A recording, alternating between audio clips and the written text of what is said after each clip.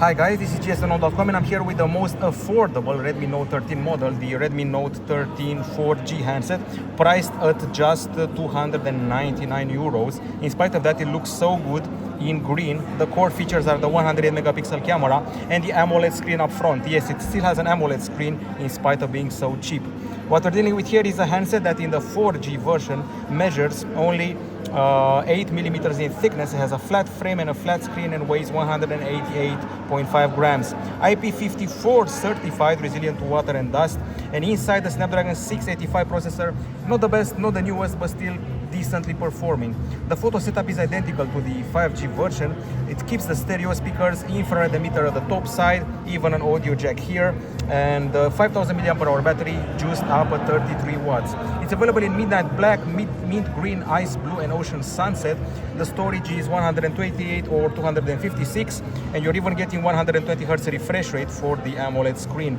6 gigs or 8 gigs of RAM, but it doesn't matter nowadays. You can expand the RAM from the extra settings here. You get the additional settings, you go here, and you have RAM expansion with up to 8 gigabytes, so you can reach 16 gigs if you want. Okay, so it has this one only has 4G connectivity. Keep that in mind.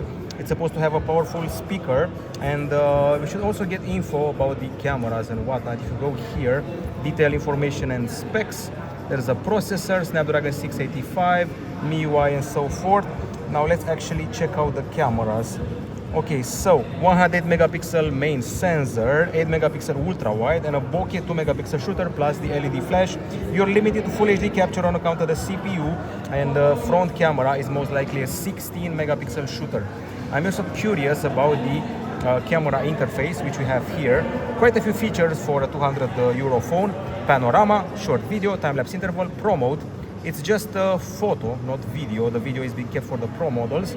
Let's see what else. Slow motion. There's also the night mode. There's also the portrait mode. Regular photo taking with a touch of macro, watermark, and even AI. Plus the video, which, as I said before, is only limited to Full HD or 1080p. You can also take full 108 megapixel shots. From what I know, there shouldn't be a Pro cut here, just on the 200 megapixel models. And there is a document feature here, so if you want to take document photos, if you're a student, and things like that. One of my favorite things about MIUI 14 is the vault area, which has good-looking widgets connected to online stuff like popular videos, news, app recommendations, game recommendations, and you can add more from here. I wish all the widgets from the MIUI 14 interface were like this, but it's not the case. So if you go here and see the widgets, these are the basic ones. I actually would prefer those. I also noticed a bit of lag here and there on account of the CPU, which is not exactly the newest one. What we're getting is a Snapdragon 685. Still, infrared emitter, large battery, AMOLED screen are nothing to object about, especially the camera here. This is the green version. We also have here the black version, which is glossier and catches the light in an interesting manner. Now, the choice is yours. I will also look forward to see the blue version. For 200 euros is not bad, particularly the camera and the main screen, but beware of the missing 4K capture, and as well as beware of the processor, 685, lack of 5G. That's it from gsnote.com. Goodbye.